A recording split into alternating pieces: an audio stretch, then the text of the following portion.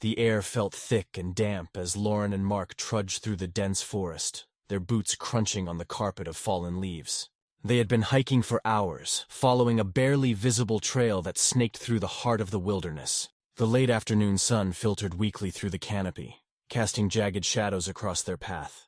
The isolation was thrilling at first, but as the hours dragged on, the silence felt oppressive. "We should probably head back," Lauren said, brushing a strand of auburn hair from her face. Her voice was tinged with unease. "Just a little further," Mark replied, a hint of excitement in his tone. "The map says there's a clearing up ahead. We might as well check it out." Lauren reluctantly agreed, but unease settled deeper in her chest with every step. Something about the woods felt wrong, like they were being watched. When the trees finally gave way, the sight of the cabin froze them in their tracks.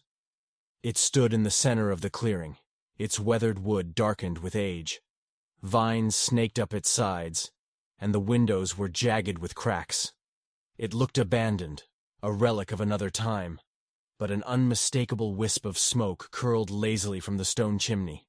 "That's weird," Mark muttered, stepping closer. "Let's just go," Lauren urged, her voice rising slightly.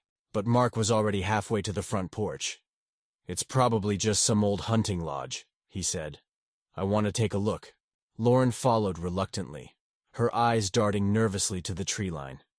Shadows shifted unnaturally between the trees, but she convinced herself it was just the fading light playing tricks. The cabin loomed over them now, its door slightly ajar. Mark pushed it open with a creak, and the two stepped inside. The interior was a time capsule of decay. Dust-coated furniture stood askew, and faded wallpaper peeled in long strips from the walls. But what caught their attention was the table in the center of the room. On it lay a tattered leather-bound journal and a single candle, its wax dripping slowly down its sides as the flame flickered freshly lit. Lauren's heart began to pound. "This isn't right," she whispered, backing toward the door. "We shouldn't be here." Mark picked up the journal, flipping through its brittle pages. The entries were written in a scrawling, uneven hand. As he read aloud, Lauren felt her blood run cold. Day 1. They started their hike from the east, just like the others. It won't be long now. Mark's voice trembled as he flipped further. Day 3. They're so close. I can hear their footsteps in the distance. They don't know they're being watched. Lauren grabbed his arm. "Mark, stop!" But he couldn't. His eyes were glued to the final entry, his voice dropping to a whisper. Day 5. They'll be here soon. The room seemed to tilt as a realization dawned on them both. Lauren's eyes darted to the candle, its flame wavering like a taunt. Someone had been here. Someone had written this. Someone was watching. As they turned to flee, Lauren caught a movement in the corner of her eye. A figure standing motionless at the edge of the trees, just beyond the cabin. It wasn't close enough to make out its features, but the darkness that clung to it felt alive, like it was reaching for them. "Run!" Lauren screamed, and they bolted from the cabin, plunging back into the maze of trees. But as they ran, the sound of footsteps behind them grew louder, and closer. The forest was alive now, a cacophony of snapping branches and rustling leaves that blurred with Lauren's labored breaths. Her heart thundered in her chest, each beat threatening to drown out the sounds of pursuit behind them.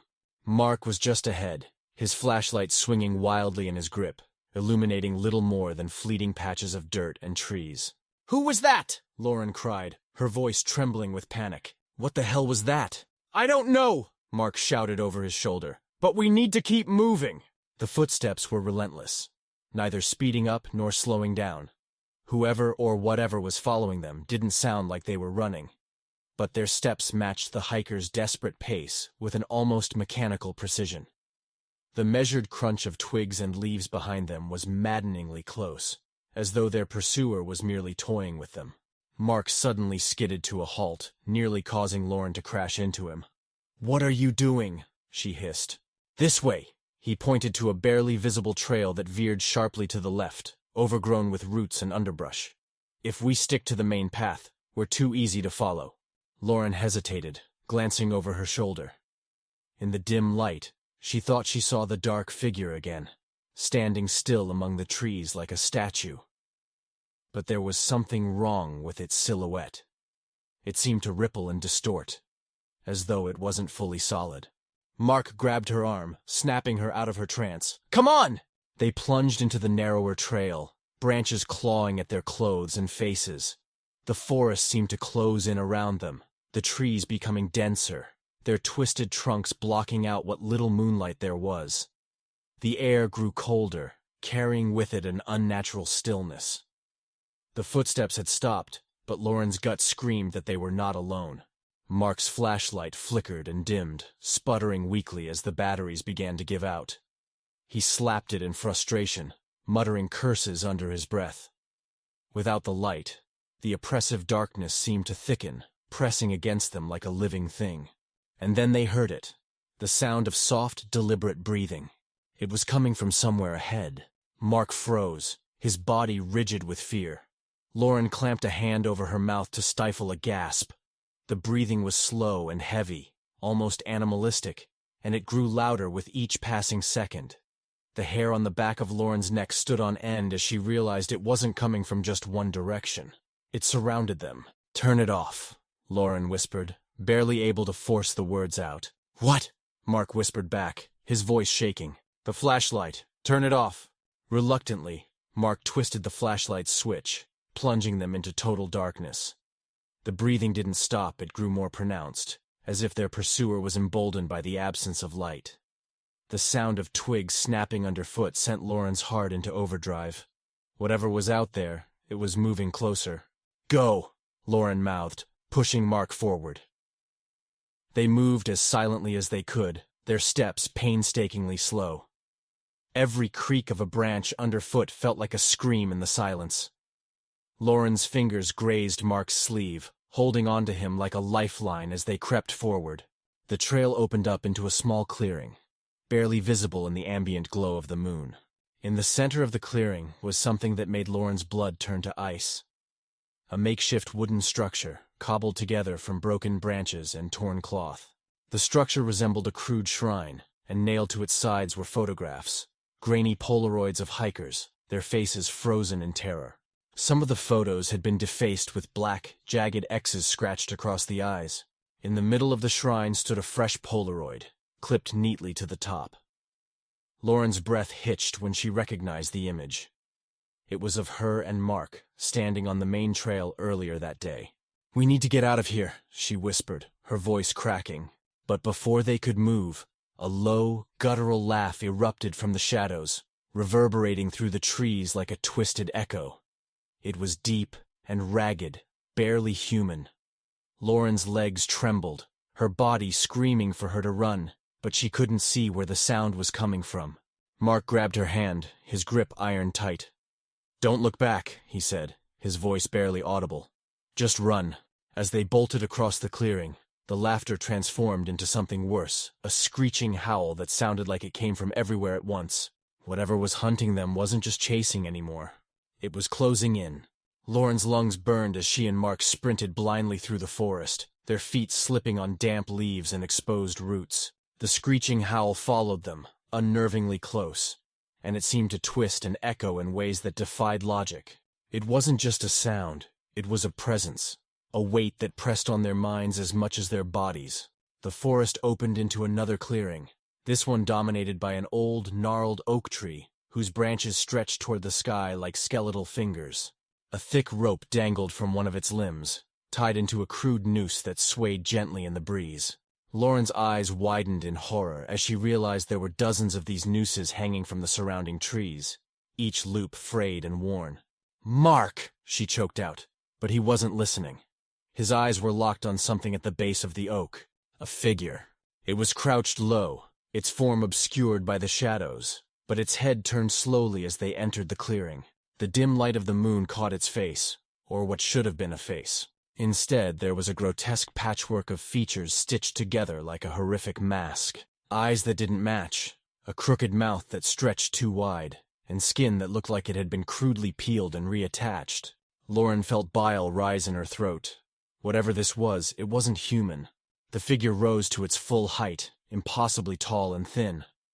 It didn't move toward them but stood still, its head tilting in a way that made Lauren feel like it was studying them, savoring their fear. "Back up," Mark whispered, his voice shaking. "Don't run this time, just move slowly." But Lauren couldn't take her eyes off the thing.